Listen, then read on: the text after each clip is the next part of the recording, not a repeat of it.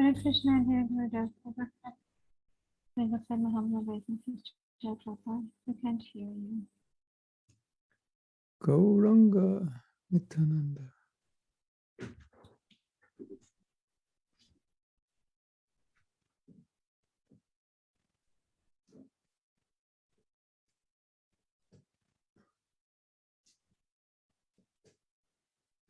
Radha Madhava Kunja Bihari.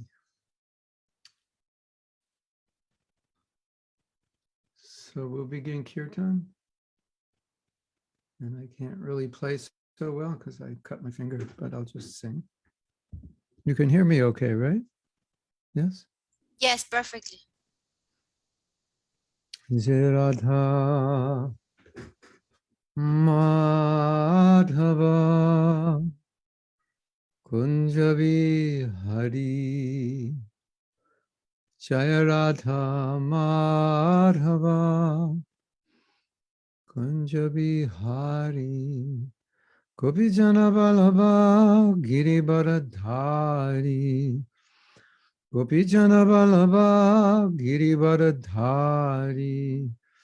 Shishodhanandana Brajajana Ranjana. Shishodhanandana Brajajana Ranjana. Jamuna Tira Panachari. Jamuna Tira Panachari. Jaya Radha Madhava Kunja Bihari. Jai Radha Madhava Kunja Bihari. Jashodhanandana Brajajana Ranjana. Jashodhanandana Brajajana Ranjana. Jamuna Tira Banachari. Jamuna Tira Banachari. Jai Radha Madhava Kunja Bihari. Jaya Radha Madhava Kunja Bihari. Om Vishnu Padaya Krishna Prishtaya Bhutale Srimate Bhakti Vedanta Swami Niti Namane Namaste Saraswati Deve Gauravani Pracharine Nirvisesha Shanyavadi Vishchati Dasatarine. Nice to see all of you. Рад всех Welcome. вас видеть. Всех добро пожаловать. So Nadia, if I speak too long and you can't remember everything I say, just let me know. I tend to do that sometimes. So today we're going to speak about effort versus mercy. What is our process? Сегодня мы будем говорить о том, что есть милость и есть усилие. This is an interesting topic because the Sri Vaishnavas of South India divided into two groups over this point. Is it effort or is it mercy that you become successful? Это очень интересная тема, потому что вайшнавы Южной Индии, они разделились на две группы. Это милость или это все-таки усилие? One group said it's entirely mercy, and one group said it's entirely effort. Одна группа сказала, что это полностью милость, а другая группа сказала, что это полностью усилие. And they split. The И whole они movement разделились. split in two over the very thing we're talking about today. Maybe today's lecture will save Sri Vaishnavism. И они таким образом полностью разделились, это разделило их движение, и, может быть, сегодняшняя лекция, она спасет все течение вайшнавизма. And this is actually the split between Judaism, or the difference between Judaism and what is come to be fundamentalism, fundamental Christianity, or I don't know what the word is. We'll just say modern Christianity. Do you mean that they had the same problem? Yeah. There are two distinct beliefs, and Christians have the belief in mercy, and the Jews have the belief in effort. Thank you. Таким образом, та же самая причина, она послужила разделению иудаизма и современного христианства, то есть одни верили полностью в милость, а другие полностью верили в усилие. So this subject does have some religious history to it. Таким образом, эта тема, она имеет определенную религиозную историю. So the Jews believe that you become perfected through following Jewish law. И иудеи не верили в то, что вы становитесь совершенными, следуя определенному закону. I was once visiting my relatives in New York, and there was a professor of Judaism there, and I got to meet him, and we were talking. And at a certain point, he said, I have to stop because I have to do my, I think they call it tova or something. I have to do my, like my Gayatri. I mean, I thought, oh, I should do my Gayatri now. But he said, I have to do my, whatever it was, practice. Однажды я ездил к родственникам в Нью-Йорк, и мы там разговаривали с одним профессором, и он сказал внезапно, вот я должен сейчас остановиться и совершить определенные ритуалы, то есть практику. Для меня это было то же самое, как Гayatri. So their idea is that Moses gave law, that you follow that law, and that's how you become perfect or God conscious. Их идея заключается в том, что вот Моисей он дал закон, и просто следуя этому закону, вы становитесь совершенными, сознающими Бога. And general idea amongst Christianity, although they have, different nuances, is that Jesus came to give mercy. And so no longer was the law necessary, but now you just have to believe in him. And that's all you have to do. А в христианстве там, конечно, есть свои нюансы, но в целом идея такова, что Иисус пришел дать милость. И поскольку есть эта милость, то закон уже не настолько важен. And there are many verses in the Bible which support this idea. It seems very clear about kind of useless to do anything. You just have to believe and he'll do everything. И в Библии есть много стихов, которые как бы подтверждают эту идею, что если есть милость, то вообще нет никакого смысла что-либо делать, потому что милость, она сделает все. Have you ever heard a devotee like read a verse in purport and speak about it and you think, that's not actually what Prabhupada meant. He doesn't understand. Have you ever had that experience? У вас Or had that когда-нибудь experience yourself that you misunderstood it and you found out later? Sorry. У вас когда-нибудь был такой опыт, или, может быть, вы сами так делали, что вот преданный, он читает стих, и потом долго его объясняет, и вы смотрите на этого преданного и думаете, ну это же вообще не то, что имел в виду Прабхупада. Do you think that possibly could have happened with the Bible? That somebody kind of misunderstood something and it got put in the Bible? I think it could have happened. And I think it happened with this point right here, personally. А как вы думаете, могло ли такое произойти с Библией, что когда-то кто-то ее просто недопонял, и вот этот момент, он туда просочился? Но это вот лично мое мнение, что именно этот момент, он как раз туда и проник, касаемо милости. There are Christian preachers who emphasize mercy above and beyond anything that you can do. Like what you do is actually, in a sense, useless. It's only mercy. И есть такие проповедники христианские, которые утверждают, что милость, она превыше всего абсолютно. И все, что вы делаете, это абсолютно бесполезно, потому что есть милость, и она превыше всего. Now that we know Vaishnava philosophy, we can understand that has some validity, but not entirely. It's not entirely exclusive. It's not exclusively true. И мы, зная вайшнавскую философию, мы можем сказать, что эта идея, она не то что неправильная, но она не полностью правильная. And what you find by studying our philosophy is that if you go to the extreme of mercy or you go to the extreme of effort, you find both ideas are not true. They're a blend of both.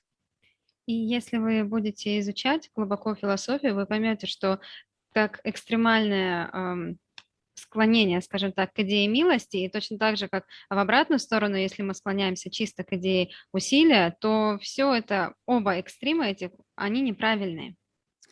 So nobody should think they can force Krishna to give them anything just because they do something. Никто не должен думать, что они могут заставить Кришну дать им что-то только потому, что они что-то делают. I'm going to force Krishna to give me bhava. So today I'm chanting 192 rounds. Я сегодня буду воспевать 192 круга, потому что я сегодня хочу заставить Кришну дать мне бхаву. Because Krishna is a person, you can't force him to do anything. Поскольку Кришна является личностью, вы не можете заставить его сделать ничего. At the same time, if you please him because he's a person, then as with anyone that you please, they're kind on you, right? В то же самое время, если вы удовлетворите его, поскольку он личность, он будет доволен вами и прольет на вас милость, точно так же, как с любой другой личностью. So if you focus on the effort, it makes Krishna impersonal. И если вы фокусируетесь только на усилиях, это делает Кришну имперсональным. I've done this, therefore he has to do that. Я сделал это, поэтому он обязан сделать вот то. Not to say he wouldn't, but it's not, he's a person, so he can decide. Не то чтобы он этого не сделает, но он личность вообще-то, и он сам решит. On the other side, you can't say because someone hasn't done something, Krishna won't give mercy. He can. And sometimes he does. С другой стороны, когда кто-то что-то делает, вы не можете сказать, что Кришна не даст милость. Он дает. So you can find examples of works creating results, and you can find examples of just pure mercy creating results. So we do have examples of both extremes, but they're not consistent examples. Конечно, у нас есть примеры, когда действительно, что какая-то усердная работа приносила результат, или в то же самое время безграничная милость, она приносила результат. То есть у нас есть примеры обоих этих крайностей. So let's say I'm studying a topic and I'm writing papers on the topic, but I'm not part of any university. Ну, вот, допустим, я пишу на какую-то тему различные статьи, но я не являюсь членом никакого университета. If that university reads my papers, it's possible they might bestow upon me an honorary degree, but not likely. Конечно, если какой-то университет прочитает эти мои труды, возможно, что они мне присвоят какую-то степень, но может быть и нет. So that's Prabhupada's example of Kripa Siddhi, just pure mercy. И это пример Прабхупады, который он давал, Крипа Сидхи, чистая милость. But naturally the question comes up, if Krishna is going to give pure mercy, who's he going to give it to? Is it going to be random? Но естественно, что возникает вопрос, что если Кришна собирается дать чистую милость беспричинную, то кому он эту милость даст? Это случайный выбор какой-то? What if your neighbor became ecstatic in love of God and he's not even a devotee, and all of a sudden Krishna said, I'm giving him mercy? You would naturally think, why him, not me? I deserve it, not him. Если бы ваш сосед внезапно был одарен безграничной любовью к Богу и был в полном экстазе от любви к Богу, и при этом он даже не является преданным, что бы вы подумали? Я тут преданный, я стараюсь, но почему ему-то все досталось? So generally, even though we say Kripa Siddhi means mercy without qualification, it's generally given to someone who's a devotee, who's trying to be Krishna conscious. So it seems like there is some qualification. Несмотря на то, что чистая беспричинная милость, она предполагает то, что она не имеет причины, на самом деле она все равно дается так или иначе тем, у кого есть хоть какая-то квалификация. То есть все равно должна быть квалификация определенная, чтобы ее получить. And generally, the pure mercy comes because someone wants it and somebody needs it and is asking for it. И, как правило, такая беспричинная милость приходит к тому, кто нуждается в ней и кто просит о ней, кто действительно этого хочет. Now, if you're working very hard in your sadhana and service, there's obviously going to be reciprocation of mercy as a consequence of doing that service. So works do combine with mercy. They're not entirely exclusively independent.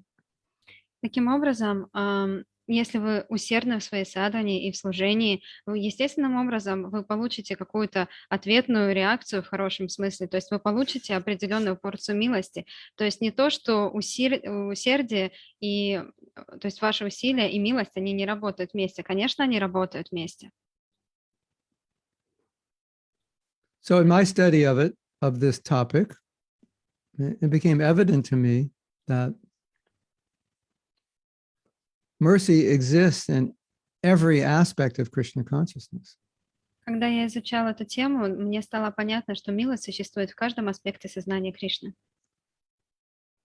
At the same time, generally, mercy is a byproduct of your effort. В то же самое время обычно милость является побочным продуктом ваших усилий. And then you say, wait a minute, the word effort and mercy in the same sentence, that's a paradox. Потом вы можете сказать, ну подождите-ка секунду, милость и усилия в одном предложении, это что-то странное. So Prem Kishore has gone to university, he's studied diligently, he's passed all his tests, writes the best exam. And I can't say, by my mercy, I give you an A, you deserve it. You got what you deserve. Например, Прем Кишор Прабху, он пошел в университет, он прилежный ученик, он все тесты сдает идеально, все экзамены хорошо сдает. Я же не могу сказать, ну вот по моей милости ты получаешь 5. Нет, он эту 5 заслужил. But if his work is average, but his effort is above average, I might give him an A because I see that he tried so hard. That's mercy. You get more than what you've paid for. Но представим, к примеру, что он очень сильно старается, но у него все равно не получается так хорошо, как надо бы это сделать. И я все равно ему ставлю 5, потому что я вижу, насколько он старается. Вот тогда это милость. If we only got what we paid for, then we would be in a sorry condition. Если бы мы получали только то, что мы заслужили, мы были бы в очень жалком положении. Our position is a little bit like going to the BMW dealer and saying, I only have $1,000. Can I get it? Can I get the 670E or the 970, like the top end $100,000 BMW? And they say, okay. Наше положение похоже на то, когда человек приходит в магазин BMW, у него при себе только $1000. Он говорит, ну можно мне вот за это $1000 последнюю модель BMW купить, пожалуйста? А мы на него такие смотрим и говорим, ну ладно. So you did give something. It's not that you asked for free. You did give something, but you didn't give what it was worth, and they gave it to you. That's mercy. То есть не то, что вы вообще безо всего с пустыми руками пришли, вы пришли хоть с чем-то, вы что-то отдали, но этого было недостаточно. Но все равно мы проявили милость и дали вам то, зачем вы пришли. So here's an interesting, I'm going to read a statement. It's quite interesting. И я прочитаю одно утверждение, оно очень интересное. From Srila Prabhupada. Это от Шрила Прабхупады.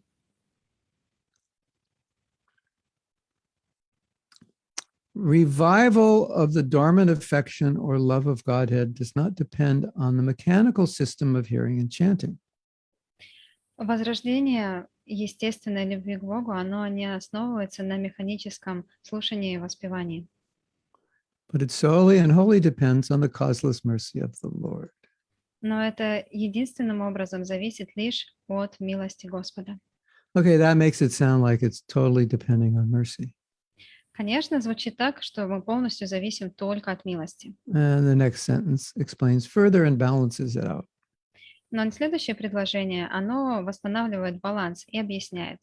When the Lord is fully satisfied with the sincere efforts of the devotee, Когда Господь полностью удовлетворен искренними действиями преданного, he may endow him with his loving transcendental service.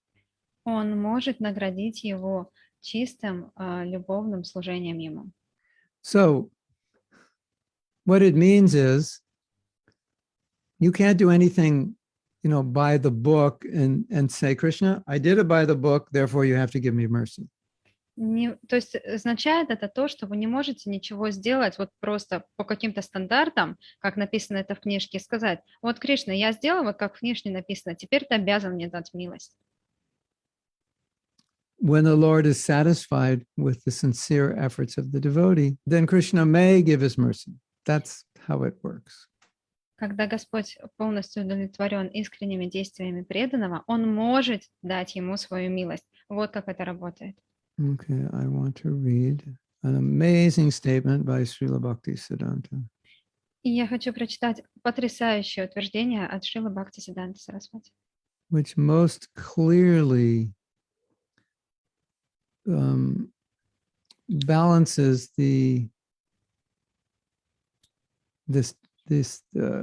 balances the position of effort and mercy. которая полностью, абсолютным образом приводит в баланс усилия и милость. Unless we extend our best efforts earnestly, До тех пор, пока мы не проявим свои усилия наилучшим образом and qualify ourselves for the Lord's mercy, и сделаем себя квалифицированными для получения милости Господа, it is next to impossible that we can be rescued from our fallen condition. то практически это приравнивается к невозможному, что мы будем спасены из нашего падшего положения. So when we meet a Christian who says, you know, all your chanting is useless, it's not by works, it's by mercy, it disturbs us for sure. It agitates us. И когда мы слышим, что нам говорят, что все это ваше воспевание — это полный бред, потому что все достигается только с помощью милости, то, конечно, это нас будет беспокоить. At the same time, we understand that our chanting is sometimes a bit like a croaking frog or a parrot just, you know, repeating. It's not really that great. So, but we're getting mercy. So we do understand kind of what they're saying. Но, несмотря на это, мы как бы понимаем, о чем идет речь, потому что действительно порой наше воспевание — это подобное что-то кваканью лягушки или какому-то скрипению. То есть мы понимаем, что все-таки милость там тоже действительно присутствует. And we understand also, if like you say you have the Lord's mercy, then it would show up in your actions. И мы также понимаем, что если мы говорим, у тебя есть милость Господа, она также будет проявлена и в твоих действиях. So it's not that actions are not valuable. То есть не то, что действия, они не имеют никакого значения. I think intuitively that idea that it's you're not saved by works, but saved by grace for those who believeth in Jesus, that just doesn't sit right with us, doesn't make sense to us. Поэтому эта идея, что все достигается с помощью милости, вот то, что пропагандируют те, кто полностью верит в Иисуса, то она на самом деле не помещается у нас в голове. So there's a statement within this statement of Srila Bhaktisiddhanta, he says something that appears to be a contradiction. И вот в этом утверждении Шрила Бхактисиддханта он говорит что-то, что, кажется, является противоречием. He says, qualify ourselves for the Lord's mercy. Он говорит, сделайте себя квалифицированным для милости Господа. Doesn't that appear to be a contradiction? Разве это вам не показалось противоречием? I thought mercy means you get it without qualification. И я-то думала, что милость — это то, что ты получаешь без квалификации. So you say, my dear Lord, give me mercy. And he says, why do you think you deserve mercy? Вы говорите, мой дорогой Господь, дай мне, пожалуйста, милость. А он вам говорит, а почему ты думаешь, что ты заслужил эту милость? And you pull out your ace in the hole, which is, oh, my Lord, I'm the most fallen. Therefore, I deserve your mercy first. И таким образом вы ему отвечаете, о, мой дорогой Господь, я просто самый падший во всем мире, поэтому я заслуживаю твою милость. And Krishna is examining you, and he's thinking, okay, when I give him my mercy, what's he going to do with it? И Кришна, он будет вас проверять, он будет устраивать экзамены. Вот если я дам тебе милость, что ты будешь с этой милостью делать? Is he going to go on sinning, Ты будешь продолжать грешить and say, hey, I got the mercy, I'm saved. I can do, it doesn't matter what I do. Ты будешь продолжать грешить и скажешь, эй, ну я же получил милость, поэтому не важно, что я делаю. And then Krishna says, well, if, for example, we were thinking that way, and then Krishna says, you're not qualified for the mercy. I'm not going to give it to you because you'll misuse it. И потом Кришна на это смотрит и понимает, что если ты действительно так делаешь, то я тебе не дам эту милость, потому что ты ей будешь неправильно пользоваться. Can you misuse mercy? Можешь ли ты на самом деле неправильно воспользоваться милостью? That's an interesting concept, isn't it? Misuse of mercy. Интересная концепция, неправильно воспользоваться милостью. Have you ever seen a leader misuse their power? Yes or yes? Вы когда-нибудь видели, чтобы лидер неправильно пользовался своим положением? Да или да? Da ili da. So, acha or acha or acha. COC, we. Prabhupada says that, well, Prabhupada said about sannyasis, he said, I put my young sannyasis in a perfect position to advance, but some of them misused it. Прабхупада говорил о своих саньяси, что он поставил их в идеальное положение, чтобы они могли продвигаться, но некоторые из них неправильно воспользовались этим положением. So then later on, Prabhupada said, okay, no more sannyas. Поэтому позже Прабхупада сказал, окей, больше никаких саньяси. The mercy is not being utilized properly, so we give less mercy. Потому что милостью неправильно воспользовались, поэтому мы дадим меньше милости. Now, we have this ubiquitous problem in ISKCON is that everybody wishes they were more advanced than they are. У нас есть распространенная проблема в ИСККОН, потому что все хотят быть более продвинутыми, чем они есть на самом деле. And some of you even get upset with Krishna as to why he's not giving you mercy. И некоторые из вас даже обижаются на Кришну, почему он мне не дает милости? And Krishna says, because I don't think you can utilize it. That's why. You'll misuse it. И Кришна говорит, но я не думаю, что ты правильно ею воспользуешься, ты неправильно ею воспользуешься, вот поэтому. You could become proud, you could fall on your face, you could mistreat other devotees. I'm very careful about how quickly I allow you to advance. Я буду очень аккуратен в плане того, насколько быстро я тебе позволю продвигаться, потому что ты можешь упасть, ты можешь стать очень гордым, возгордиться своим положением и неправильно относиться к преданным. Okay, Shrujan. Imagine today Krishna gave you his mercy and you became the most advanced devotee in ISKCON. Вот, Шуджан, представь, что сегодня Кришна дал тебе милость, и ты стал самым продвинутым преданным в ИСККОН. Tears in your eyes constantly from chanting. Постоянно слезы в глазах от воспевания. Completely renounced. Полностью отрешенный. And everyone in ISKCON was worshiping your lotus toenails. И все в ИСККОН начали поклоняться вашим ногтям на ваших стопах. Especially the young, beautiful girls. They were especially attracted to your lotus toenails because they're effulgent. И особенно молодые прекрасные девушки, они начали поклоняться вашим лотосным ногтям на ваших стопах, которые просто сияли. Would that be a problem for you? Было бы это для тебя проблемой? Could you handle that much mercy? Смог бы ты выдержать такую милость? And Shrujan's praying to Krishna, don't give me that mercy. I can't handle it. И Шруджан молится, ну нет, пожалуйста, не давай мне такую милость, я не смогу ее выдержать. Yeah. So that's the answer to your question of impatience, why Krishna's not giving mercy. Because we have to be qualified to use the mercy. И это ответ на ваш вопрос по поводу того, что вы не терпите никак не можете дождаться, когда Кришна даст вам милость, а он все никак не дает, да потому что нужно квалифицировать себя для этой милости. So we do have to earn the mercy. Поэтому нам действительно нужно заслужить милость. At the same time, we understand that all our advancement is dependent on mercy. So it's not our own effort. В то же самое время мы понимаем, что все наше продвижение зависит от милости. Это не только наши усилия. It was not by my own effort that I bought that BMW. Это не по своим усилиям я купила вот этот BMW. It was completely the mercy of the car dealership. Это была полностью милость продавца.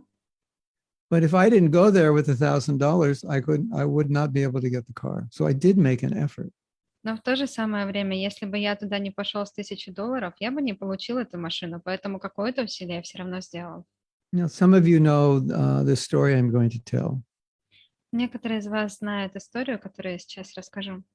Giriraj Swami told Prabhupada that when he chants, his mind is wandering and it's very difficult to control. Гирирадж с вами сказал Прабхупаде, что когда он воспевает, его ум блуждает везде, и ему очень сложно его контролировать. And he asked Prabhupada, is that the offense of inattention? И он спросил Прабхупаду, является ли это оскорблением именно с точки зрения невнимательности. You may remember that Prabhupada asked him a question. Возможно, вы помните, Прабхупада задал ему вопрос. And the question was, are you trying to control your mind? И вопрос заключался в следующем. А ты пытаешься контролировать свой ум? And Giriraj Swami said, yes, I'm trying, but sometimes I can't. И Гирирадж с вами сказал, да, я пытаюсь, но иногда я не могу. And Prabhupada said something which underscores everything we've been talking about. И Прабхупада сказал что-то интересное, что подчеркивает все, о чем мы сейчас говорили. If you're trying, it's not an offense. Если вы пытаетесь, это не оскорбление. And this is so important И это так важно. because I think most of us are trying, but we're not satisfied with the results. Я думаю, что многие из нас пытаются, но многие из нас не удовлетворены результатом. So we're looking at the results and Krishna's looking at how hard, we're looking at how bad the results are and Krishna's looking at how hard we're trying. Мы смотрим на то, насколько плохи наши результаты, а Кришна смотрит на то, насколько мы стараемся. One time I gave a forgiveness workshop. Однажды я проводил семинар по прощению, And I was expecting more devotees to come than actually came. и я ожидал, что придет больше преданных, чем обычно приходят. And this was, I don't know, maybe the second or third time I'd given the workshop. И это был второй или третий раз, когда я давал этот семинар. And I thought, this workshop is so important and so good that more devotees should have come. And I was a little disappointed. Я думала, что этот семинар, он такой замечательный, такой полезный, что больше преданных должно было прийти. И я был немного расстроен. So I complained to Krishna. Why have you sent only 17 devotees? I was expecting at least 50. И я пожаловался Кришне, но почему ты мне послал только 17 преданных? Я ждал 50 преданных. And Krishna said, when you become qualified for 50, I'll send 50. И Кришна сказал, когда ты будешь квалифицирован для 50, я пошлю 50. So whenever you're expecting mercy or wanting mercy and you're not getting it, I think this is the answer. Krishna is telling you, when you're more qualified for it, I'll give it to you. И, наверное, в этом и заключается ответ на вопрос, что почему Кришна не дает милость, когда вы ее ждете, что нужно стать квалифицированным, тогда вы ее и получите. So instead of complaining to Krishna about not getting the mercy, I think it's a better idea to become qualified to get it, because obviously he's willing to give it if we're qualified to receive it. Поэтому лучшая идея, вместо того, чтобы сидеть и жаловаться, что Кришна не дает милость, нужно сделать себя квалифицированным для этой милости, потому что он хочет на самом деле ее дать. My internet connection is not happy. Yes, Maharaj. I'm waiting endlessly for them to upgrade it, but Мой maybe not интернет, happening. мой интернет не очень хороший, я все бесконечно жду, когда они его сделают лучше, но пока непонятно. Yeah. So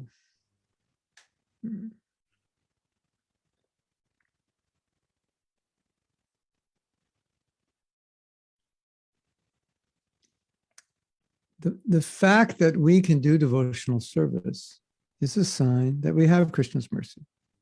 Факт того, что мы можем делать, совершать преданное служение, это как раз знак того, что мы имеем милость Кришны. The fact that we have any realization is a sign that we have Krishna's mercy. Если мы получаем какие-то реализации, то это знак того, что у нас есть милость Кришны. So in our impatience, Krishna, why aren't you giving me mercy? Maybe we should stop and recognize all the mercy we already have. Поэтому вместо того, чтобы в нетерпении ждать и жаловаться, почему Кришна не дает больше милости, наверное, мы должны остановиться и посмотреть на ту милость, которая у нас уже есть. I think that's important. Я думаю, это важно. Mhm. The verse that, I think the verse that answers the question of what's more important, effort or mercy, is yate yatamam tums. Why can't I remember? as they surrender to me, every word accordingly. Я думаю, что Brain, стих, brain dead. Brain dead. я думаю, что стих, который объясняет как раз вот Yeah. этот баланс You know усилия и the милости. verse? Ye yatamam prapadyante tam И я stadai думаю, vibhajamya. Yes, Maharaj.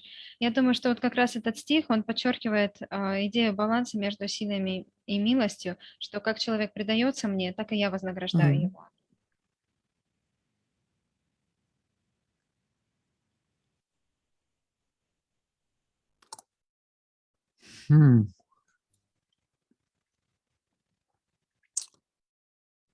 So a lot of what's going on for us is actually a lot of what's preventing us is just our own spiritual weakness and our own lack of desire. По большей части все, что нас останавливает, это наша собственная духовная слабость и отсутствие желания. And it's always important to understand that Krishna is waiting to bestow mercy, more and more mercy. He's just waiting for us to be qualified to receive it. Очень важно помнить, что Кришна, он ждет того момента, чтобы пролить на нас свою милость, он ждет того момента, когда мы станем квалифицированными, чтобы получить эту милость. Have you ever had the thought that if I was too Krishna conscious, my life would be difficult? У вас когда-нибудь была такая мысль, что если бы я был слишком сознающим Кришну, то моя бы жизнь, она была бы сложной? That Dinanath wouldn't be able to go to work every day because he'd be totally uninterested in everything material. Динанатх Прабху, он был бы ни в чем не заинтересован материально, поэтому ему было бы очень сложно ходить на работу. His wife and son would leave him and he'd end up in the brahmachari sleeping in a room with 400 devotees. Его жена и дети оставили бы его, и он оказался бы среди брамачари, спящим в храме, среди других 400 преданных брамачари. Or maybe if I became more advanced, they'd want to make me a temple president or a GBC or something. Или если бы я был более продвинутым, они бы захотели сделать меня президентом храма или GBC, или еще кем-либо. I think all of us on some level have some horror story in our mind about what it would be like if I was really Krishna conscious. I mean, we have some, warm and fuzzy thoughts also, but we have some horror story, a lot of us.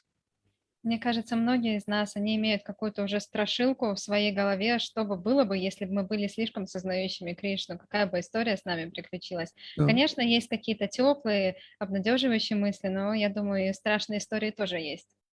And Krishna knows your thoughts, even if you don't know them. You have subconscious thoughts. Krishna knows those. You don't even know them. И Кришна, он знает все ваши мысли, даже те мысли, о которых вы сами не знаете, Кришна знает даже их. What if I surrender? Then what?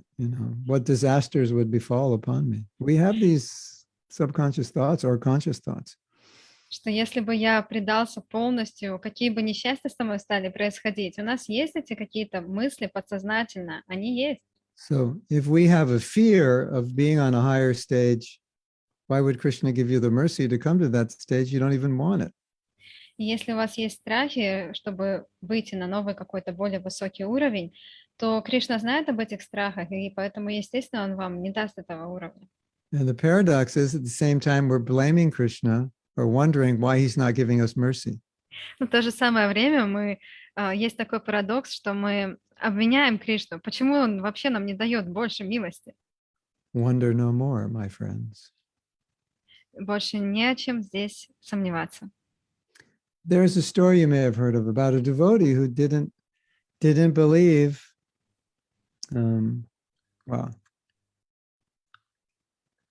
he lacked faith in Krishna's mercy, and Krishna came and taught him a lesson. Есть история об одном преданном, у которого не было достаточно веры в милость Кришны, и Кришна пришел и преподал ему урок. You know the verse, Ananyas Chintayantamam, Ye Jana Pariyupasate, whatever you lack, I will provide.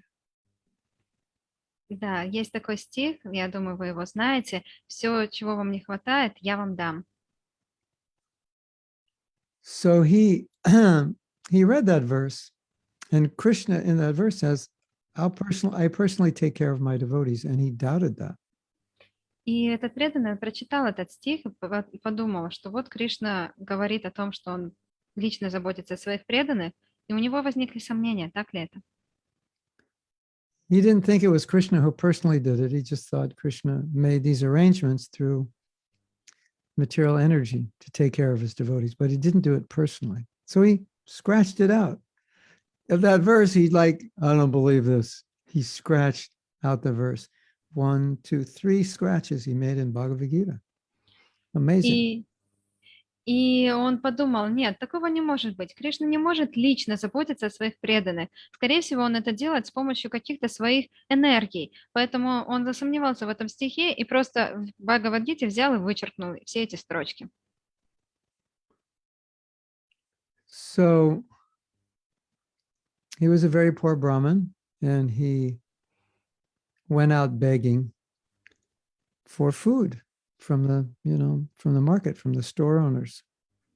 Он был очень бедным браманом, и он пошел просить о еде. Он пошел на рынок, чтобы выпрашивать еду у продавцов. And so while he was out begging, 2 young boys came to their house and told his wife that your husband has told us to bring all this food back to the house. И вот пока он там ходил и выпрашивал еду, 2 маленьких мальчика, они пришли в дом к его супруге и сказали, вот ваш супруг, он приказал нам принести всю эту еду в ваш дом. And she was thinking, that they brought a lot of food and it was quite heavy. And she was thinking, that's not proper to ask these young boys to bring such a heavy load back to the house. И там было так много еды, и так много тяжелых этих пакетов с едой, поэтому жена подумала, ну это как-то нехорошо просить таких маленьких мальчиков носить такие тяжелые пакеты с едой. And she saw 3 lines on his chest or on his back. And she said, who did that to you? And she said, your husband. И у одного мальчика она увидела на груди 3 полосы, то есть 3 раскорябана была его грудь, и она спросила, кто тебя так покорябал? Он сказал, твой супруг. And she was like astonished. И она была очень удивлена. So she said, come in, I'll cook for you.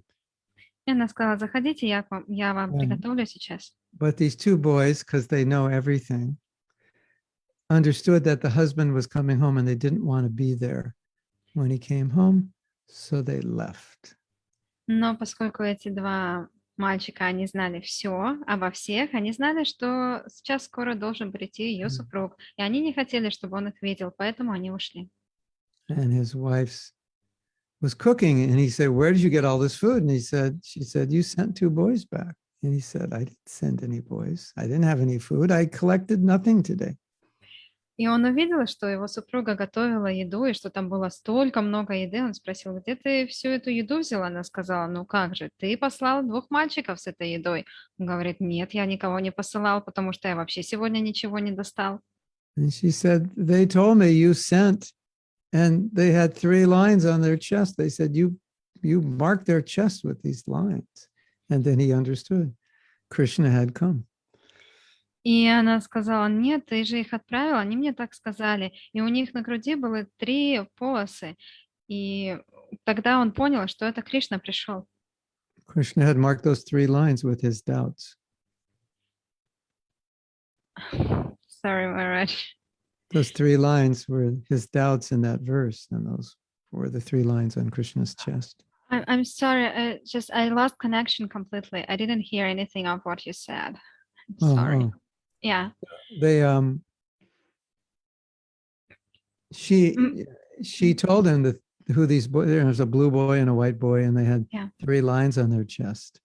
And then he understood that was Krishna and Balaram, and that those lines he put in Bhagavad Gita were his doubts, and they were actually on Krishna's body. Yeah, thank you.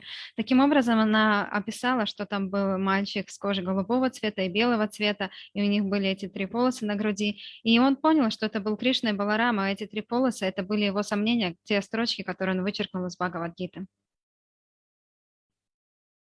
So it's my personal experience that Krishna definitely reciprocates with your faith. И это мой личный опыт, что Кришна действительно, на самом деле, он отвечает взаимностью на вашу веру. More faith, more mercy, less faith, less mercy. Больше веры, больше милости. Меньше веры, меньше милости. And Krishna also reciprocates with your doubts. More doubts, then more doubts. И Кришна также, он отвечает взаимностью на ваши сомнения. Чем больше сомнений, тем больше сомнений у вас еще и будет. Krishna reciprocates with everything. Кришна отвечает взаимностью на все. And while he's reciprocating with everything, we're complaining. Why are you doing this to me? And what would Krishna say? He said, because you're asking for it. That's why. И он отвечает взаимностью абсолютно на все. А мы тут сидим и жалуемся. Ну почему ты делаешь так и так? А Кришна говорит, да потому что ты сам этого просишь. I don't know if any of you have experienced that, but that's just Не знаю, был у вас такой the опыт way или it нет, is. но это так, как оно есть. Guru Maharaj, I'm sorry, is it okay if I turn my camera off? Maybe the connection will be better, because now it's very bad. Okay. Thank All you. right. Mm. Mm. Now, here's a beautiful story. И есть прекрасная история. Prabhupada went to Japan in the early days, and he wanted to start a temple there.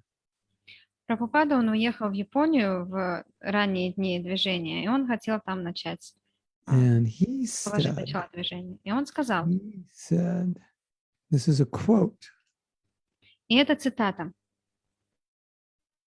whoever opens a temple in Japan, Lord Chaitanya will personally come and take him back to Godhead. кто бы ни открыл храм в Японии, Господь Чайтанья лично придет забрать этого преданного обратно к Богу. So we have several statements like this from Prabhupada. И у нас есть разные утверждения подобного рода от Прабхупады. Prabhupada said something like, for the opening of the temple in Mayapur, if you can bring the Queen of England and someone else, Bhaktivinoda Thakur will personally come and take you back to Godhead. Прабхупада также говорил, что если вот этот храм в Майяпуре, допустим, вы построите его, приведете туда королеву Елизавету, то Бхактивинода Тхакур лично придет вас забрать обратно домой к Богу. We have a story, I believe it's 1970 or 1969, a disciple of Prabhupada, Jai Gopal, got in an accident and went back to Godhead. Кажется, это был 69-й или 70-й год. Джай Гопал Прабху, это был ученик Шрилы Прабхупады, он попал в аварию, и Прабхупада сказал, что он ушел обратно к Богу. And Prabhupada said Jai Gopal was not qualified, but Prabhupada made some arrangement that he could go back to Godhead. И Прабхупада добавил, что Джай Гопал, он не был квалифицирован для этого, но я сделала некоторые поправки, и он поэтому отправился домой обратно к Богу. And there are many letters in which Prabhupada said, if you do this, then at the end of life, you'll go back to Godhead. И есть много таких утверждений, где Прабхупада говорил, если ты сделаешь это, то ты отправишься домой обратно к Богу. And it almost seemed like Prabhupada saying, irrespective of your level of Krishna consciousness, if you accomplish this, you'll go back to Godhead. И кажется, что Прабхупада говорит, что независимо вообще от вашего уровня сознания Кришны, если вы просто сделаете это, вы автоматически отправитесь домой обратно к Богу.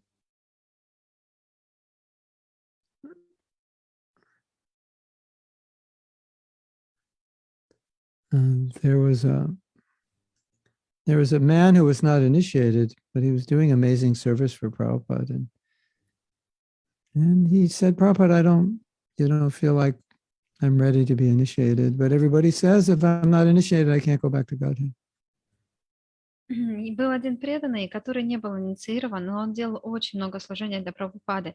И он однажды сказал Шриле Прабхупаде: «Я не чувствую себя готовым для получения инициации, но все говорят, что если я не получу инициацию, то я не отправлюсь домой обратно к Богу». And Prabhupada basically said, I've already arranged for you to go back to Godhead. И Прабхупада сказала что-то вроде: «Я уже все организовал для того, чтобы ты отправился домой к Богу. Your house is waiting there. Твой дом тебя там ждет». So there are lots of similar statements that Prabhupada made. И есть очень много подобных утверждений, которые сделал Шрила Прабхупада. And what we understand from that is if a devotee sincerely endeavored to please Prabhupada, Prabhupada could arrange for any level of spiritual advancement for them that he deemed necessary or desirable. Таким образом, из этих утверждений можно понять, что Прабхупада, независимо от того уровня сознания Кришны, который у вас есть, он сделает все необходимые действия со своей стороны, чтобы вы отправились домой обратно к Богу. One thing I noticed with Prabhupada is how much he appreciated the devotees who were making sacrifice for spreading Krishna consciousness. И одна вещь, которую я заметила со Шрилой Прабхупадой, это то, насколько сильно он ценил тех преданных, которые жертвовали собой ради распространения сознания Кришны. And there's one statement, amazing statement that shows his appreciation. И есть одно удивительное утверждение, которое подчеркивает его восхищение такими людьми. In 1970, Prabhupada said, or 71, he said, any devotee who's willing to go anywhere to spread Krishna consciousness without considering where he'll live, how he'll eat, to that devotee or to those devotees, I will take the dust of their feet and I will put it on my head. Hare Krishna. Удивительное утверждение, которое сказала Шрила Прабхупада в 69-м или в 70-м году. Он сказал, что если преданный готов поехать куда угодно, не думая о том, что он будет есть, где он будет спать, просто уехать куда угодно ради распространения сознания Кришны, я возьму пыль с лотосных стоп этого преданного и положу ее себе на голову.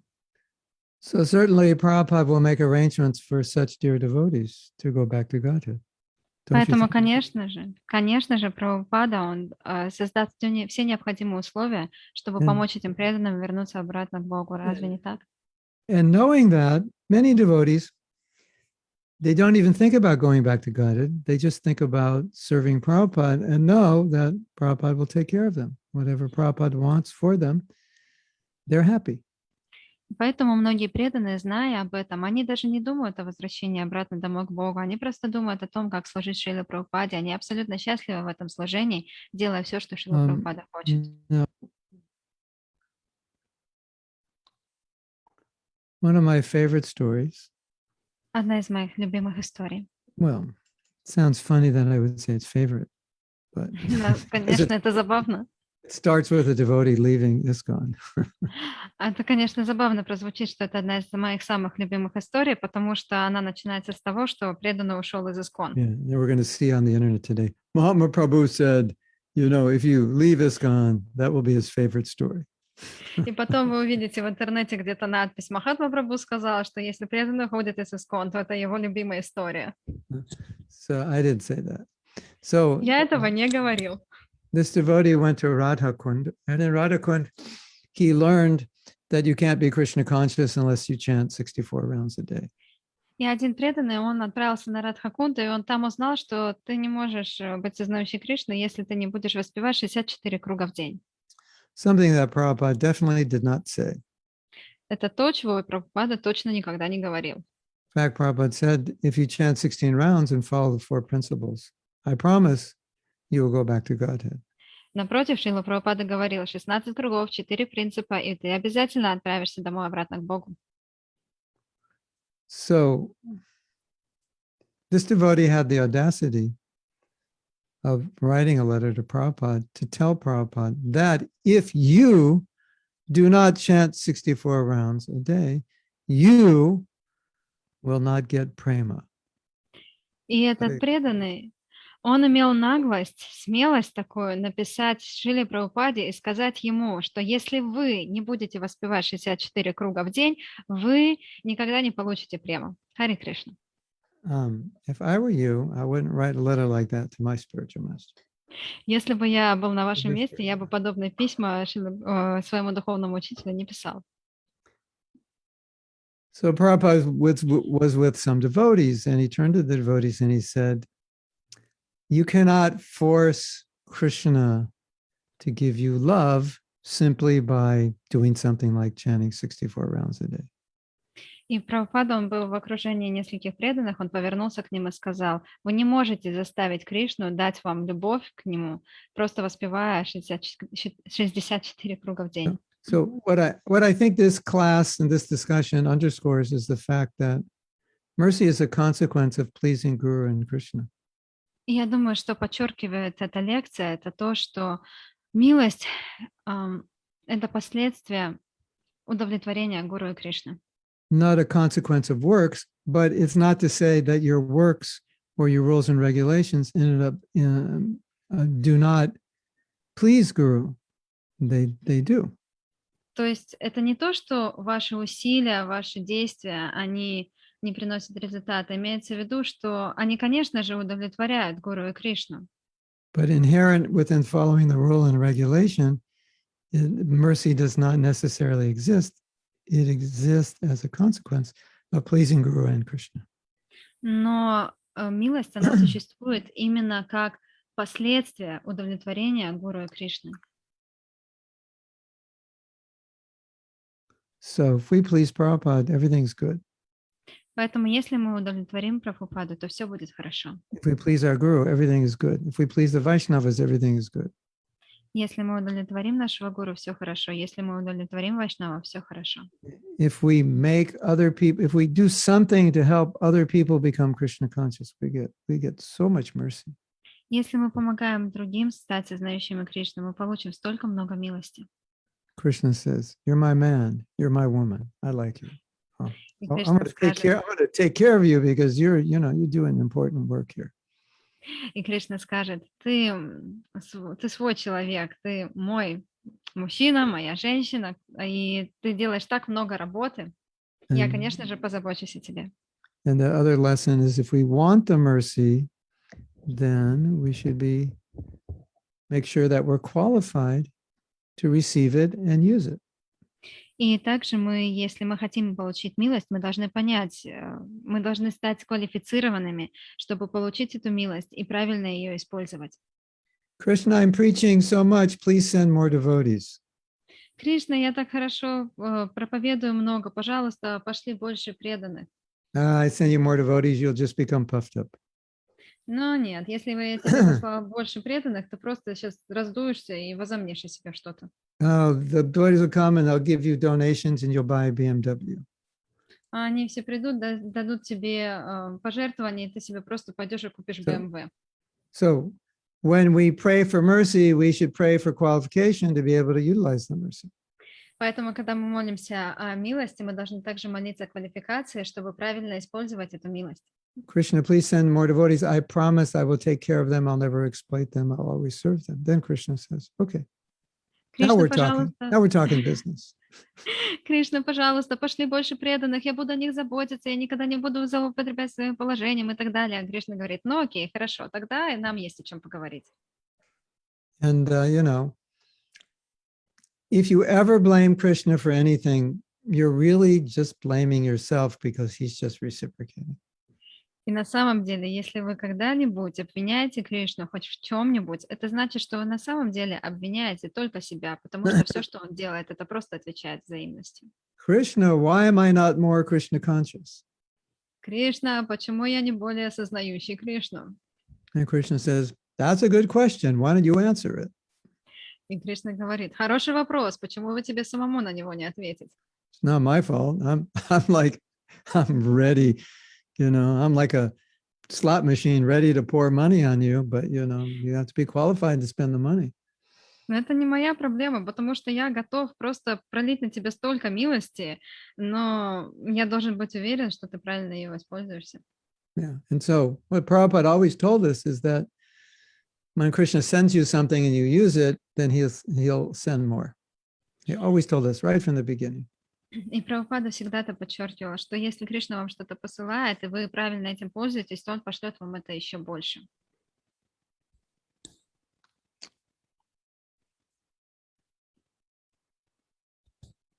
And Prabhupada wrote, one of my godbrothers, he said,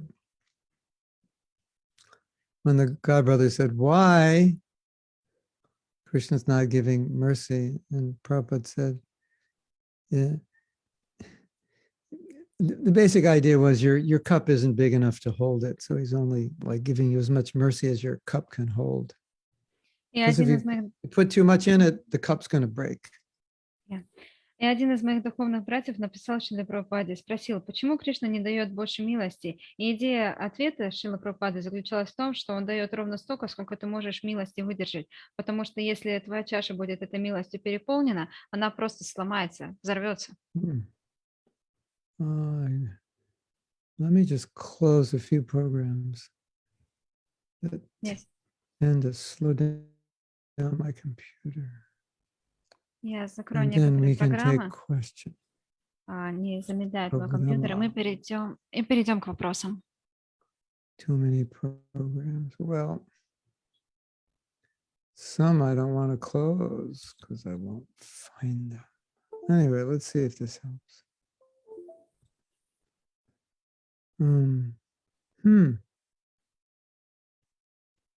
Yeah. Okay, so we have questions. У нас есть вопросы.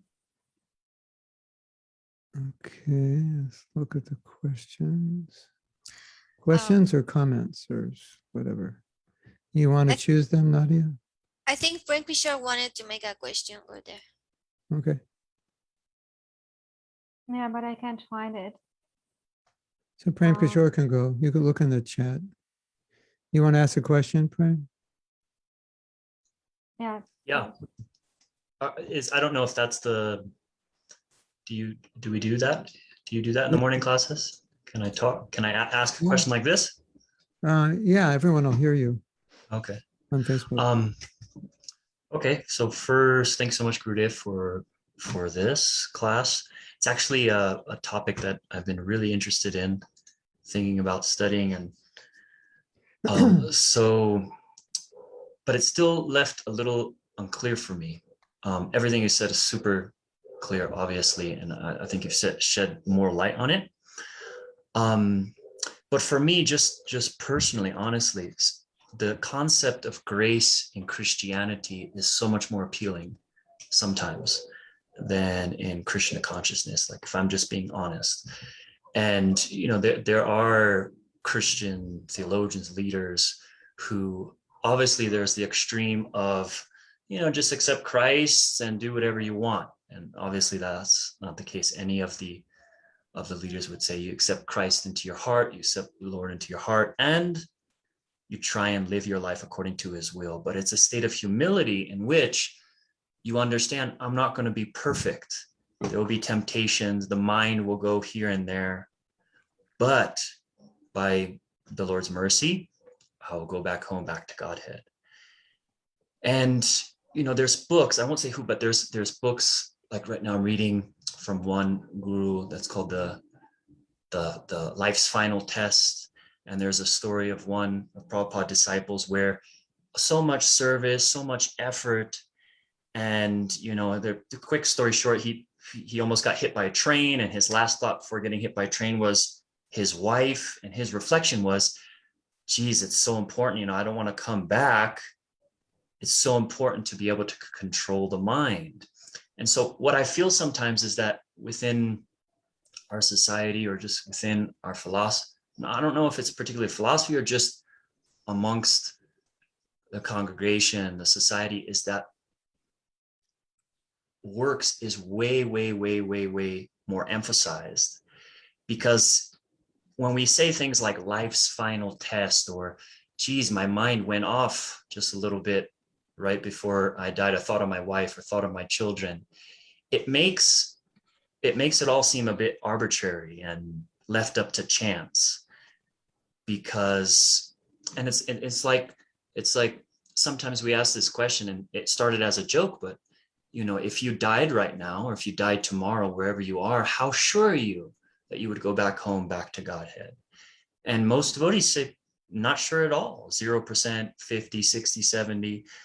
And one could say it's out of humility that's the answer. But I would say that humility to me is, yes, I'm going back home, back to God, not from my own works, but by the mercy of my guru, by the mercy of Prabhupada, by the mercy of Krishna. But surety, 100% surety and conviction, and not thinking that the time of death is just going to be arbitrary and geez, I really hope so, Yeah. So in terms of drawing a line, so I think I've taken Nadia has to be able to. Yeah. Oh man, I forgot. So I just think maybe we shouldn't translate the whole question because we don't have much time. Maybe we can just go to the answer and people will understand what we are talking about. I can state the question and the answer. Yeah, all right, thank you.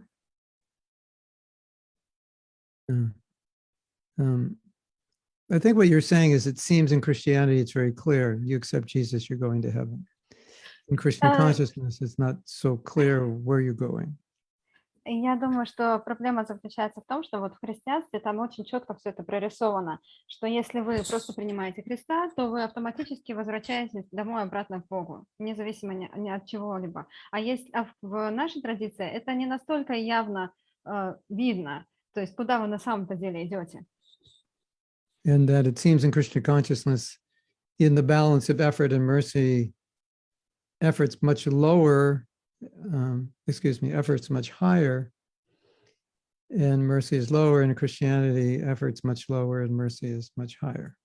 И кажется, что в нашей традиции больше подчеркивается именно ваши личные усилия, а милость, она как бы уходит на второй план. А в христианской традиции наоборот, милость, она выходит на первый план, а усилия личные уходят на второй.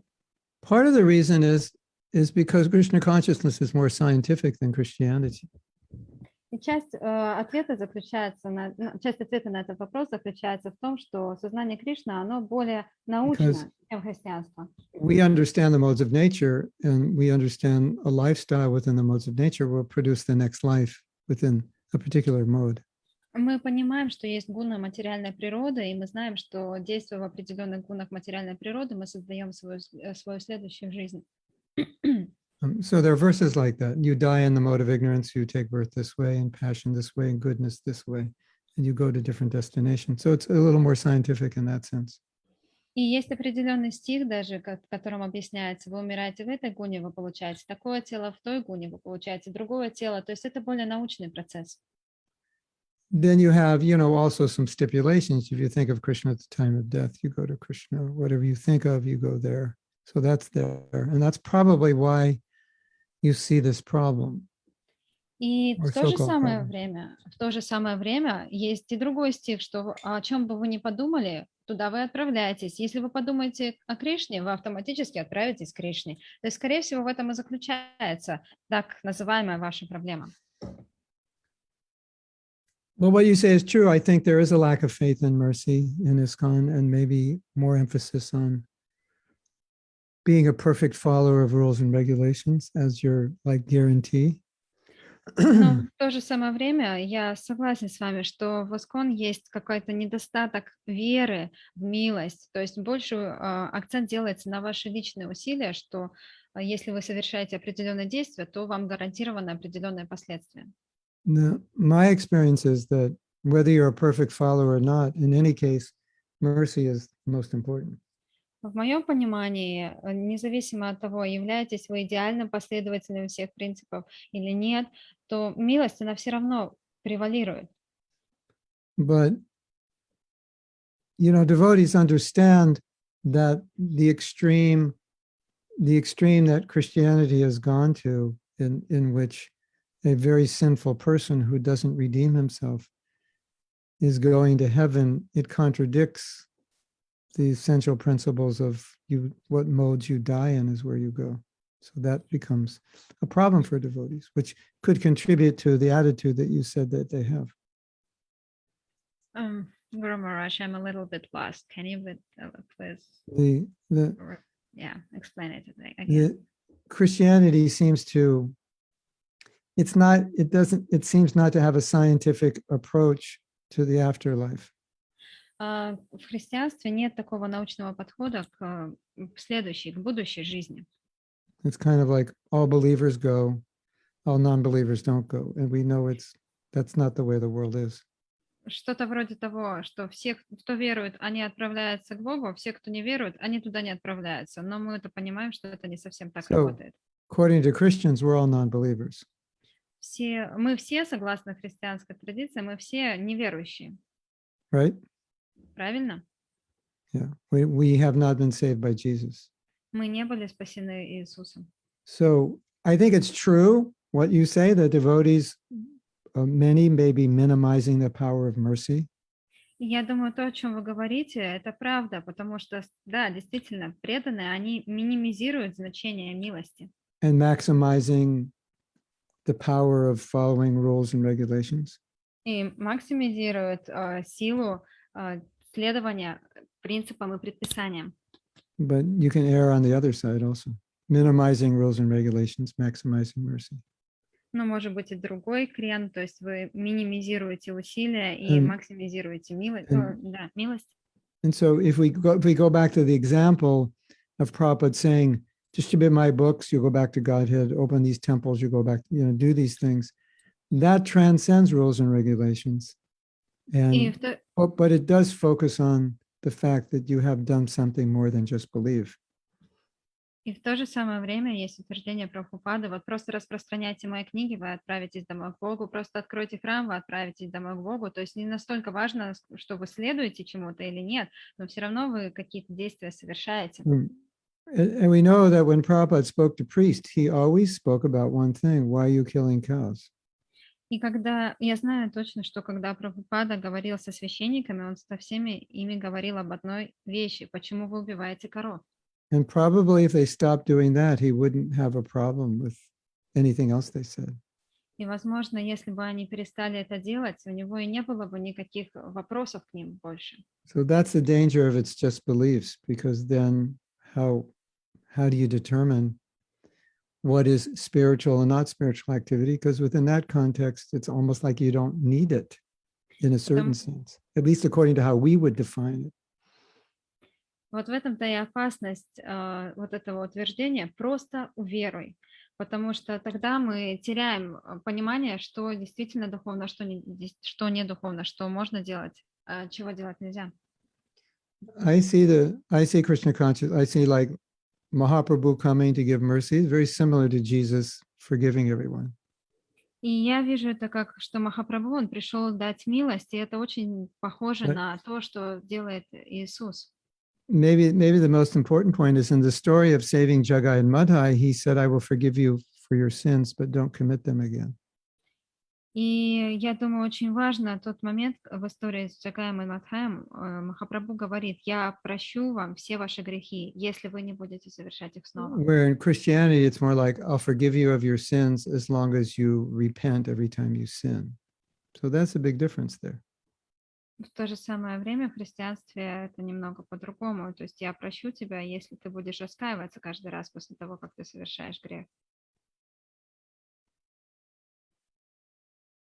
Yeah. I don't know if that answers your question sufficiently, or you have. I mean, I could follow up, but I don't know if that would be. It's just we have more questions. I'm not sure we can take. You can ask me on WhatsApp. There are similarities, but there's a threshold of how far mercy will extend itself.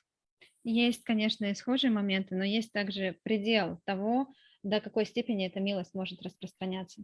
Mercy extends itself to everyone, but there's some some responsibility that comes with getting that mercy and keeping it, И which is милость greater дается, than what Christianity says.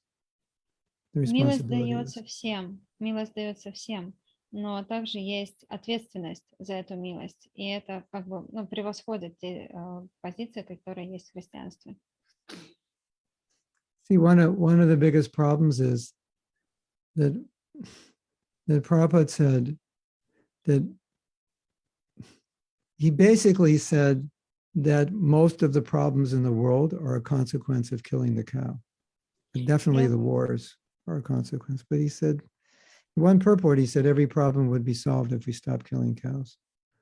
И Прабхупада, он постоянно подчеркивал, даже в одном комментарии он сказал, что все проблемы в мире бы закончились, если бы мы перестали убивать коров. То есть все проблемы, все войны, все это из-за этой ситуации.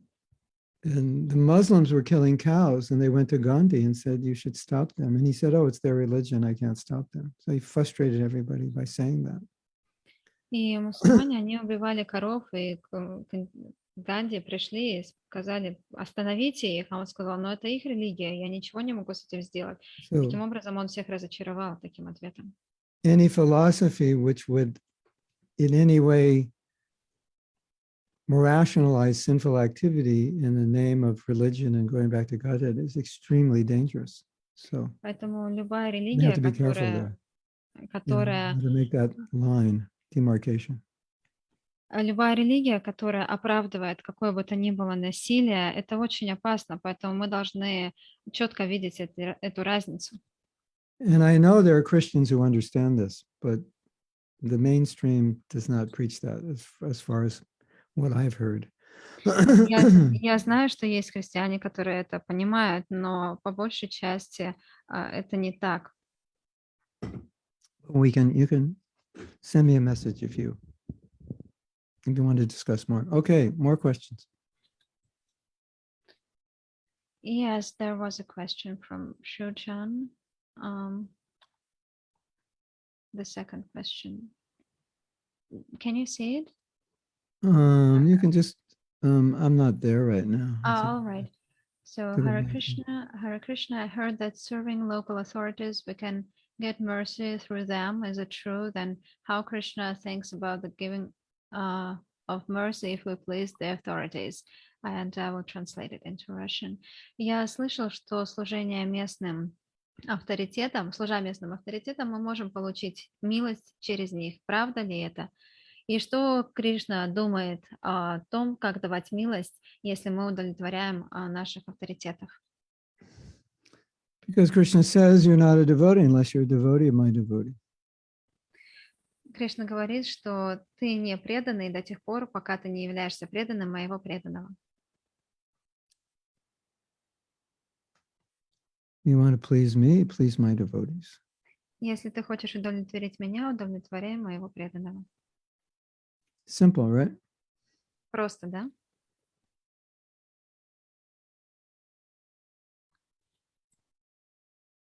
So next question, why Krishna gave mercy to devotees who were not ready to handle it? Следующий вопрос. Почему Кришна дал положение, милость тем преданным, которые не были способны это выдержать? Because it's not that they weren't handling the mercy, it's just that later down the road they mishandled it. So he gave them an opportunity and they misused it. Это не то, что они изначально не были способны ее выдержать, просто на определенном этапе их пути они стали ею злоупотреблять. You know, Krishna is giving us opportunity, we can always misuse it. Кришна дает нам возможность, но мы всегда можем ею неправильно воспользоваться. And then Sydney's asking, why is Krishna giving mercy? I get so much. И Сидни спрашивает, почему Кришна дает так много милости? Мне столько досталось этой милости. Because you can use it. Потому что ты можешь ею правильно использовать. And that's Krishna's nature. And that's Krishna's nature, to be merciful to his devotees.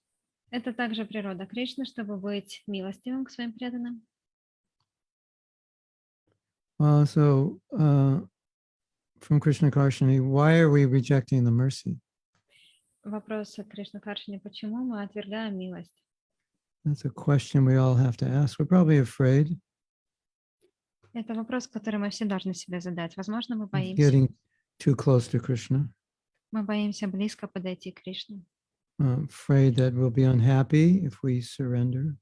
Мы боимся, что мы будем несчастны, если мы предадимся.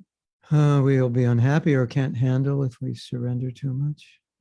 Мы будем несчастны, если мы не сможем выдержать этого, если мы предадимся слишком много. Rasika says that Sangita was saying in one of her seminars that some devotees have this pure devotee syndrome at the end of their life. They feel they need to be pure devotees in a matter of weeks or months to be able to go back to Godhead. I think it's similar to Prem Kishore's question, right? I have to read it. And they're It's very worried long. whether they'll make it. Есть у преданных такой синдром чистого преданного. Они хотят стать чистыми преданными буквально за несколько недель или месяцев, чтобы отправиться обратно в духовный мир. И поэтому они очень сильно переживают, смогут они стать такими чистыми преданными или нет. You know, like Rasika saying, she's saying, I have faith that Krishna will give us his mercy. And that faith also means wherever he wants to take us is okay.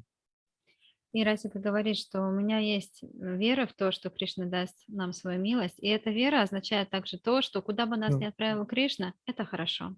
And then we can take Prem Kishore's question to another level. It doesn't matter if you go back to God. И мы также можем поднять вопрос прям Кишора Прабху на новый уровень и So- сказать, что неважно, куда ты пойдешь, домой к We Богу die- или нет. We die in the mood that Krishna, I served you here as best I could. I'm willing to serve you anywhere you want, whatever you want me to do. And then that whole question is even out of our personally, I mean, philosophically, it's still there, but personally, it's out of our mind. Ну, то есть мы говорим, Кришна, я служу тебе, я счастлив служить тебе, поэтому куда бы ты меня ни отправил, это все будет хорошо. Поэтому лично для нас этого вопроса больше нет, отправимся мы домой к Богу или нет. Конечно, философски он остается, но для нас он больше не играет роли. The reason this comes up is Prabhupada said, if you have one pinch of desire, you can't go back to God, material desire. Причина, по которой возникают подобные вопросы, это заключается в том, что Прабхупада говорит, если у вас есть хоть капля материального желания, то вы не отправитесь домой к Богу. But for a devotee who's dedicated their life to serving Krishna, Prabhupada didn't see them as having material desire. So maybe it's a misunderstanding. Но в то же самое время, если преданный посвящал всю свою жизнь служению, то Прабхупада не видел в них ни капли материальных желаний, поэтому... So, you know, we might have some material desires, but most of us don't act on those desires. So in that sense, we don't have material desires. Конечно, у нас у всех могут быть материальные желания, но если мы не действуем на основе этих материальных желаний, то в этом смысле у нас их нет. You know, it's like you're on your deathbed and Krishna comes and says, oh, Prem Kishore, there's two options here. One is go back to Godhead, and one is in your next life, you'll be world famous, wealthy, beautiful, everything you ever wanted materially, you could have. What choice are you going to make? Pretty easy choice, right? Isn't it? Например, прям Кишор Прабху, вот вы лежите и уже умираете, и тут вам приходит Кришна и говорит, ну послушай, у тебя два выбора. Ты можешь отправиться домой обратно к Богу, а может случиться так, что ты в следующей жизни станешь красавцем, богатым, у тебя будет все, о чем ты пожелаешь. Ну какой выбор ты сделаете? No, Krishna tells Prem Kishore, your house is ready in Malibu Canyon or your house is ready in Braj. Which one do you want? And Prem Kishore is, well, how are the waves today? You know? No, it's like, let's go back to Godhead. It's an easy choice. И Кришна говорит, вот смотри, прям Кишор, у тебя есть дом на Малибу, либо у тебя есть дом в духовном мире. Куда ты пойдешь? И прям Кишор такой спрашивает, а какие там волны сегодня на Малибу? Ну нет, конечно, этот вопрос понятен. So I think maybe there's some misunderstanding that devotees are actually maybe more Krishna conscious than they think they are. Возможно, есть какое-то недопонимание здесь, что на самом деле преданные, они более сознающие Кришну, чем они думают о себе. At least that's how I think. I don't think about going back. I mean, I think about going back to Godhead, like that'd be nice, but I don't worry about it. I just worry about service. Это то, как я думаю. Не то, что я не думаю о том, чтобы отправиться домой обратно к Богу, но я просто беспокоюсь больше о служении. No, actually, I actually think about the spiritual world a lot. and like what Вообще. it'll be like when I'm there. But I don't actually think about going there. I think about service. И я думаю, конечно, о духовном мире, каково это будет там, но я не думаю о том, что будет, когда я там окажусь. Я думаю о служении. And that, if Krishna wants you to do service in hell, let's go. И если Кришна хочет, чтобы у вас было служение в аду, ну вот, окей, пойдемте. So then, we're not worried about like what happens at death. Поэтому я не беспокоюсь, что там происходит во время смерти. And then Sydney's asking a question about, am I seeing mercy correctly? И Сидни задает вопрос, я правильно вижу милость? Everything is mercy. Все милость. And if Krishna takes something away from you, that's also mercy, И даже если Кришна что-то у вас забирает, это тоже милость, if you see it that way. если вы это так видите. And the ultimate mercy is whatever helps you become Krishna conscious. И самая высшая милость — это все, что помогает вам стать сознающим Кришну. Sometimes something happens and it's, you can be upset about it, but then if you think about it and said, well, actually it was good because it helped me become detached or it helped me become humble or whatever. So that's mercy. И иногда что-то такое происходит, и вас это волнует, но потом вы понимаете, что это помогло вам стать более отрешенными, это помогло вам стать более смиренными, поэтому это тоже милость. So we have the next question is Victor's question. Yes, in Russian. Как научиться видеть милость в повседневных вещах? Самое главное, как научиться воспринимать как милость саму возможность и ежедневно повторять святые имена. Thank you so much for the class. How can we learn to see the mercy in the daily things, daily routine? And the most important, how can we learn to see the mercy, the ability, the opportunity to chant the holy names daily? Just tell yourself there's 8 billion people on the planet and maybe 1 million are chanting Hare Krishna and you're one of the million. So Ну, just просто do the math and, by doing the math, you'll see how rare it is. Просто скажите себе, на Земле 8 миллиардов человек, из них только где-то, наверное, 1 миллион повторяет. Ну и вот посчитайте как бы какой-то процент, и тогда вы все поймете. Okay, who can do the math? Кто может посчитать? What's the ratio? 1 million to 8 billion. Какое right. соотношение 1 миллиона к 8 миллиардам? What is that? 1 out of every how many people? Один из скольки людей? 80,000, 800,000? What is it? Может быть, там из knows? 800 тысяч. This one I can't figure in my head right now. Я не могу посчитать прямо сейчас. Mm.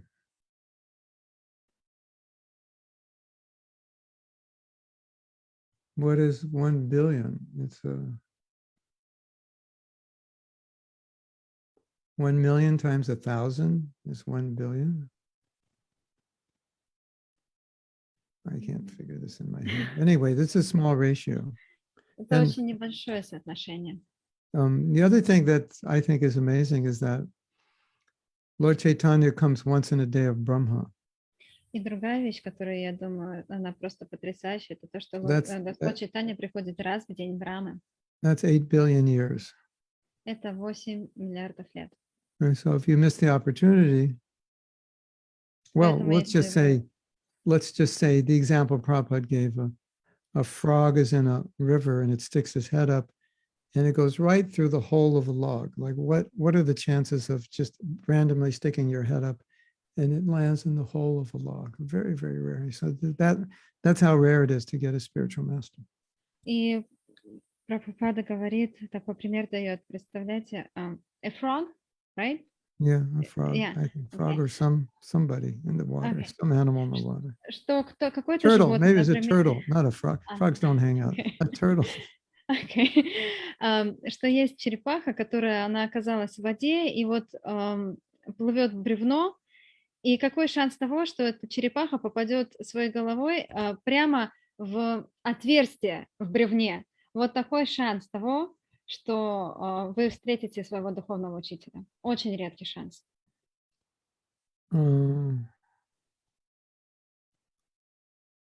Sir John's asking about black magic, and Just tell everybody to chant Hare Krishna and chant the Sringadev mantras. That's the best service you can offer people. Шуджан Прабhu что-то спрашивает о черной магии, и Махарадж говорит, просто скажи всем воспевать Харе Кришна. Это лучшее, что можно сделать. And we have a Bible quote, not everyone who says to me, Lord, Lord, will enter the kingdom of heaven, but only one who does the will of my Father И у нас есть who is in цитата heaven. Yeah. от Матвея 7:21. Не все, кто говорит мне Господь, Господь, войдут в Царство Божие, но только те, кто следует моему желанию моего Отца, попадут на небеса. So the Bible has the balancing verse also. В Библии есть стих, который балансирует все. 0.0125. Процент такой у нас Tanya, can- 0.0125%. 1 in 8,000? That's all? No, it can't be. How could it be 1 in 8,000? I That's think we not- have- That's not that rare. You know, in Los Angeles, there's 20 million people. В Лос-Анджелесе 20 миллионов людей. 1 in 8,000. No, Нет, не может быть, что 1 из 800 тысяч. maybe. А может быть так. Anyway, 1 in 8,000 is not all. It's pretty low. Ну, 1 из 8 тысяч. Достаточно низкий шанс. It's got to be. Anyway, the same chance as a turtle puts his head through a log, basically. Примерно такие же шансы, что черепаха попадет именно в отверстие в бревне своей головой. Heaven relates to the spiritual world? Maybe, maybe not. Could be Brahmaloka. Относятся ли в Библии небеса к духовному миру? Может быть, да, может быть, нет, может быть, это Брахма-лока. 8,000. Okay. You're rare. You're 1 out of 8,000. Вы очень редкая душа, вы